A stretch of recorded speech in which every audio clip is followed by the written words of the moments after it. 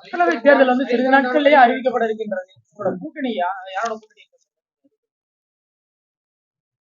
தேர்தல் கூட்டணிகளை பொறுத்து தமிழ் மாநில காங்கிரஸ் கட்சி சரியான நேரத்திலே காலம் தாழ்த்தாமல் அதிகாரப்பூர்வமாக அறிவிக்கும். தற்போது இயக்கத்தினுடைய மக்கள் சந்திப்பை நான் அதிகரித்துக் கொண்டிருக்கிறேன். இயக்கத்தின் சார்பிலே மண்டல கூட்டங்கள் நவம்பர் மாதத்திலிருந்து தொடர்ந்து நடந்து கொண்டிருக்கிறது. இந்த மாதம் மாணவர் அணியினுடைய செயற்குழு கூட்டம் நடந்தது. இளைஞர் அணியினுடைய செயற்குழு கூட்டம் நடந்தது. சென்னை மாவட்டங்களுடைய கூட்டம் நடந்தது. 3ஆம் தேதி பிப்ரவரி அன்று அனைத்து அணிகளுடைய செயற்குழு கூட்டம் நடைபெற இருக்கிறது. தொடர்ந்து திருச்சியிலே பேச்சாளர்கள் பயிற்சி முகாம் நடக்க இருக்கிறது. கோவை மண்டலத்தினுடைய மாணவர் அணியினுடைய மண்டல கூட்டம் நடைபெற இருக்கிறது.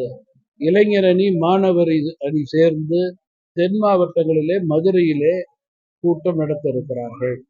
சென்னையிலே வழக்கறிஞர் கூட்டம் நடக்க இருக்கிறது.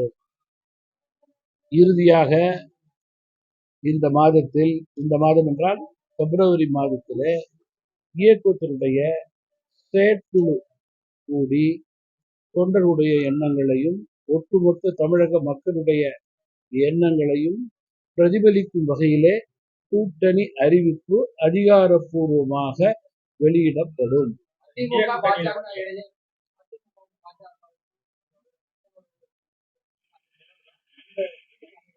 தமிழ் மாநில காங்கிரஸ் கட்சியை பொறுத்தவரையிலே திமுக கூட்டணியை வெல்லக்கூடிய வியூகம் தேவை.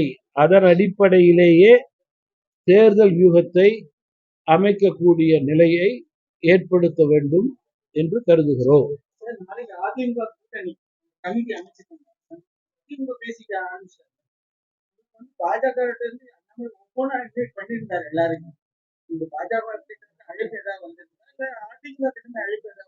ஒவ்வொரு கூட்டணியை பொறுத்தவரையில ஒவ்வொரு கட்சிக்கும் அவர்கள் சார்ந்த குழு இருக்கிறது. சில கட்சிகளும் குழு போடவில்லை. படிப்படியாக அவருடைய கோட்பாடுகளுக்கு ஏற்றவாறு அதிகாரப்பூர்வமான நிலையிலே தங்களுடைய பணியை செய்ய துவங்குவார்கள்.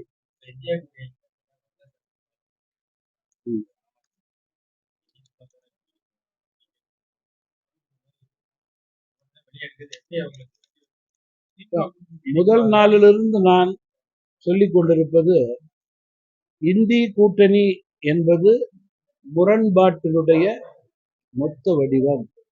அங்கே உள்ள தலைவர்கள் எல்லாம் முதற்தளவிலே பேசுகிறார்களே ஒழிய உள்ளத்தளவிலே அவர்கள் பேசுவது கிடையாது. அவர்களுக்கு இருக்கின்ற ஒரே நோக்கம் மத்தியிலே பாஜகவை வீழ்த்த வேண்டும் என்பதுதான். ஆனால் கடந்த 4 நாட்களாக தொடர்ந்து பீகார், வெஸ்ட் பெங்கால், பஞ்சாப், இன்றைக்கு இன்னும் நிதிஷ் போன்ற அரசியல் கட்சிகளுடைய முடிவுகள் அகில இந்திய அளவிலே காங்கிரஸ் கட்சியின் மீது அவர்களுக்கு நம்பிக்கை இல்லை என்பதை வெளிப்படையாக கூறுகிறார்கள். அப்படி இருக்கும்போது அவர்கள் இந்திய மக்களுடைய எண்ணங்களை இழந்த கூட்டணியாக பெரும்பாலான மாநிலங்களிலே செயல்படுவது அவருடைய தோல்வியை உறுதி செய்து கொள்ளக்கூடிய முன்னேற்பாடு.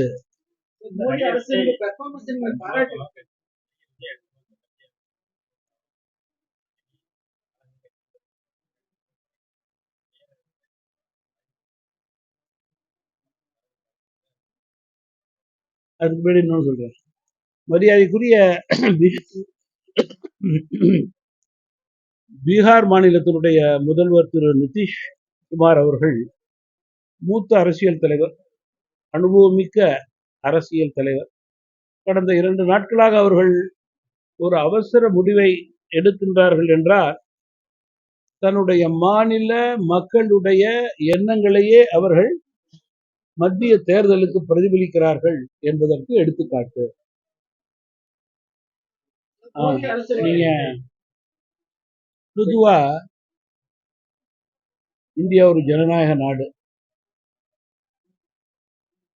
மக்கள் பணி, சமுதாய பணி, ஒருவர் சார்ந்திருக்கிற சங்க பணி, இயக்க பணி செய்வதற்கு எல்லோர்களுக்கும் உரிமை உண்டு. எத்துறையை சார்ந்தவர்களுக்கும் உரிமை உண்டு. அந்த வகையிலே மரியாதைக்குரிய நடிகர் விஜய் அவர்களுக்கு எந்த தடையும் இல்லை என்பதுதான் என்னுடைய கருத்து.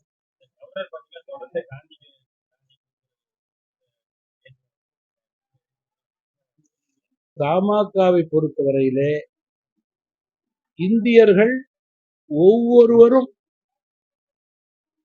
இந்திய விடுதலைக்கு அடித்தளம் காரணமானவர்கள் என்பதிலே மாற்று கருத்து கிடையாது. 2, மரியாதைக்குரிய ஆளுநர் அவர்கள் நேற்றைய தினம் ஒரு அதிகாரப்பூர்வமான அறிக்கை வெளியிட்டிருக்கிறார். தன்னுடைய பேச்சு தவறாக சித்தரிக்கப்பட்டிருக்கிறது என்று கூறுகிறார். அதை நான் நம்புகிறேன். மோடி யார் ஆட்சிக்கு வரக்கூடாது என்று நிர்ணயிப்பது நிலைப்பாடு என்ன? இல்ல, பொதுவா இந்திய அளவிலே பாஜக பிரகாசமாக செயல்பட்டு கொண்டிருக்கிறது என்பதில் யாருக்கும் மாற்று கருத்து இருக்க முடியாது.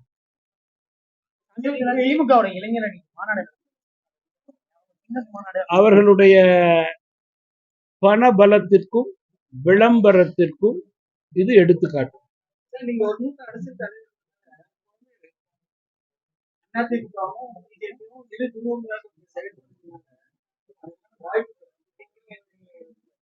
அணி வலுவான நிலையில உள்ளது, அதிகமா இருக்கு நினைக்கிறீங்க? இல்ல 2 பேருக்கு ஏதாவது நல்லுறவு ஏற்பட்டு ஏதாவது முயற்சி?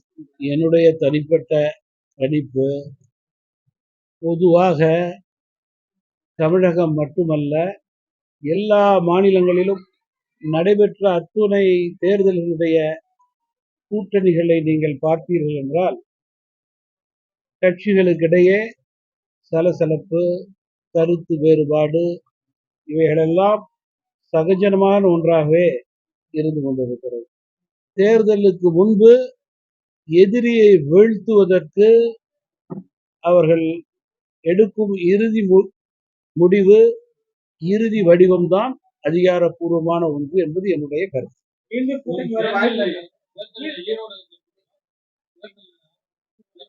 தேர்தலுடைய கோட்பாடுகள் படிப்படியாக எல்லா கட்சிகளும் கட்சியினுடைய தலைவர்களிடம் நிர்வாகிகளும் கேட்டுக்கொண்டிருக்கிறது. அந்த வகையிலே கட்சியினுடைய எண்ணங்களை பிரதிபலிக்க தலைவர் என்ற முறையிலே எல்லா தொகுதிகளிலும் நான் முயற்சிப்பேன்.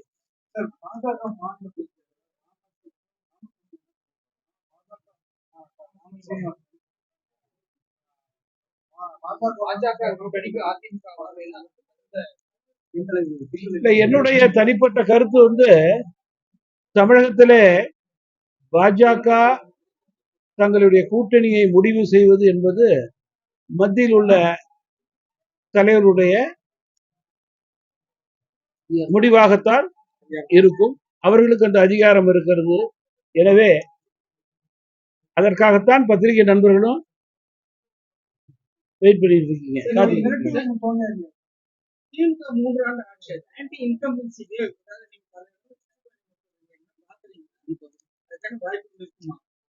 இந்தியாவில் மக்களால் தேர்ந்தெடுக்கப்பட்ட ஒரு அரசு மக்களுக்கு கொடுத்த வாக்குறுதிகளை நிறைவேற்றவில்லை, காத்து கிடந்த மக்கள் ஏமாந்த நிலையிலே இருக்கிறார்கள் என்றால் அது தமிழகம்தான், திமுக அரசுதான். எதிர்மறை வாக்கு என்பது அதிகரித்து கொண்டே போகிறது. அதிலே மாற்று கருத்தே கிடையாது.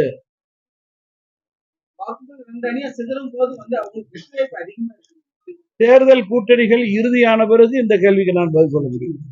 நன்றி.